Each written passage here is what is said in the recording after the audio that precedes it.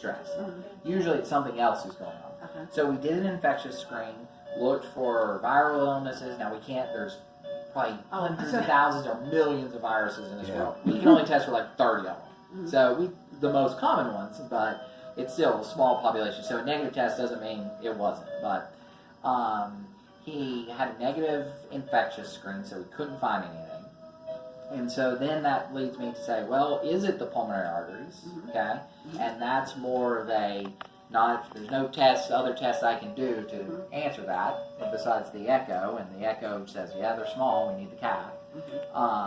And so then it's left with we kind of getting back to his home status, which is kind of where he's at, minus the Lovenox that we're starting to do.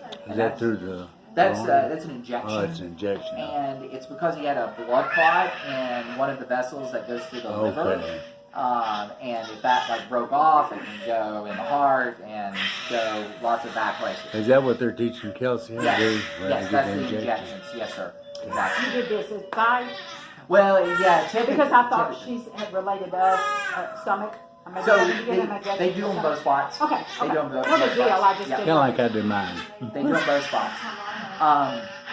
And so we're getting the Lovenox therapeutic, meaning to appropriate levels that it does its job. That usually takes a couple of days to do, and it started last night, so I expect probably Monday-ish that would be normal. But then Beckett will probably be at his home state. Would I send him home Monday? No. Probably not. Yeah, and that's where I was kind of talking to my team. He's going to, because one of my colleagues who saw him when he was in the ER and came in, really thought he looked pretty sick at that time, and we don't have an absolute reason for it, and so, and I know we need the cath, so the options are, do I keep you here to cath? That's 2.5 weeks. I don't feel that strongly, but I do feel strongly enough. I probably wouldn't send you home till closer to mid or end of the week, and that would be me coming in every day and on rounds. They're like, he's doing great, nothing to do, but okay, we're gonna watch him. And then if I keep hearing that, mid to end of next week, I would say, okay, yeah, with close Can you follow-up. stay at our house? No, So never mind. nothing is, at this point, is urgent.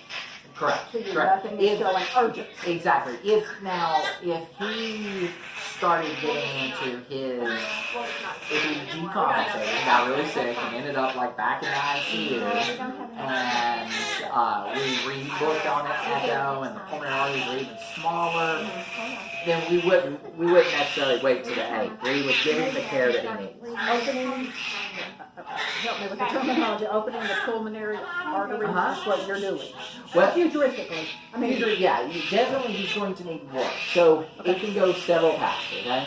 So one is the test is absolutely a diagnostic test, okay? So they'll go in, they go into the large veins and arteries of the groin, float little tiny catheters the size of angel hair pasta up into the heart, measure the pressures, do what we call angiography. They inject small amounts of contrast into the vessels and look at them under x-ray, and they'll look at the pressures and size and anatomy. and you expand.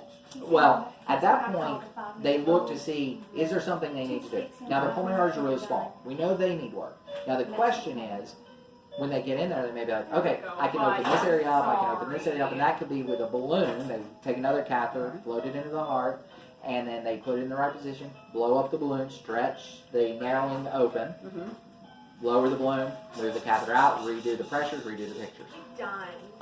They can also do a stent, where they go in, they blow it up, and then they put a stent in its place, a wire metal structure, and open it up so it stays open longer.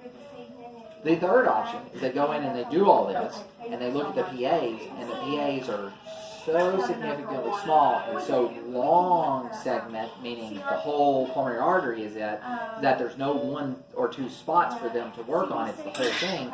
Then they talk to the surgeon saying, is this something we need to do surgically?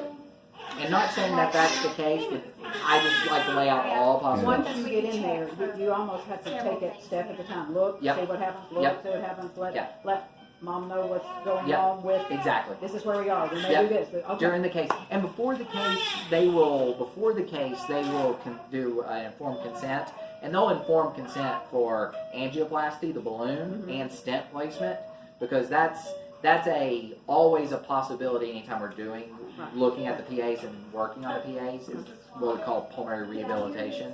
But they could get in there, do the diagnostic portion, meaning the pressures and the pictures, and then say, this is going to be more extensive and more likely to have a better outcome with a surgical intervention. But you already have the permission, and then you just move along.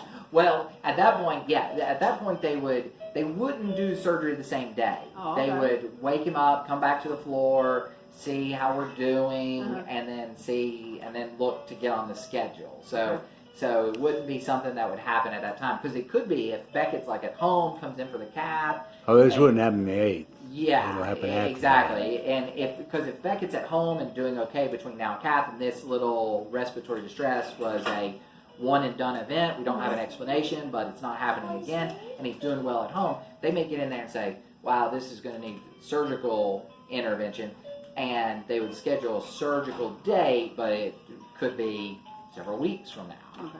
Kind of thing. So we don't know what caused the clot.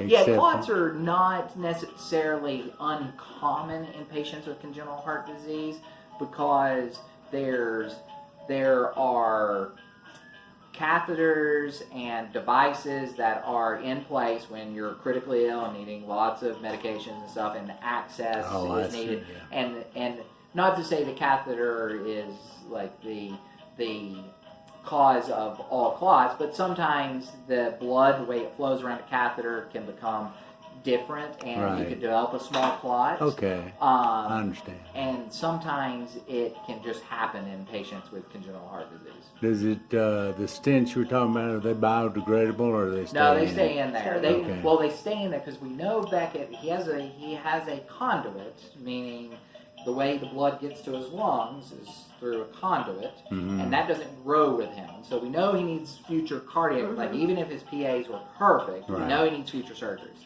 So let's say that's the one you're talking about every 5 or 6 years. Yeah, something like that's that. it. Yeah, As he grows to it. Yeah, that's a ballpark. Every kid's a little different.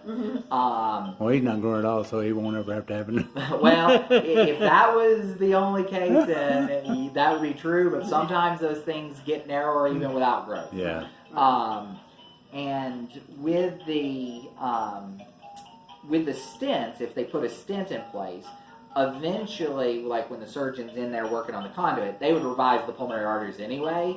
And at those times, they usually, if the stent's in their way where they want to revise, they open the vessel, remove the stent, and then reconstruct that area. I like my Parkinson's. We still just have a long way to go. Yes. With a lot of things. Yes. It's for the foreseeable future. There's lots of procedures, lots of surgeries ahead of him. And they made Mom aware. I mean, this is a lot of stuff. No, Mom's been great. And so, she's remarkable. She's as remarkable as he is going through all. I mean, really. Yeah, and so he's been such a little trooper, and he looks really good. He does. I mean, he's passed through a phase of where he looked sickly for the longest time. I think a lot of that was the Understandably drugs so. in him. Yeah. But here of late, he's gotten perkier and. Watch she's breathing out of there, none of that. Hey, buddy. Well, you poked me in the head with it. I probably would have reached out and slapped you. No, it's fine. I would understand. He just dropped his sats, so we only got one of the lines that they're asking for. We'll worry about the rest of it later. If he gets that upset, Right. we kind of have a 2-stick, 5-minute rule on kids like him. And the second stick, I was getting good blood, but he got so I'll see y'all later. feisty. Thank you He just- so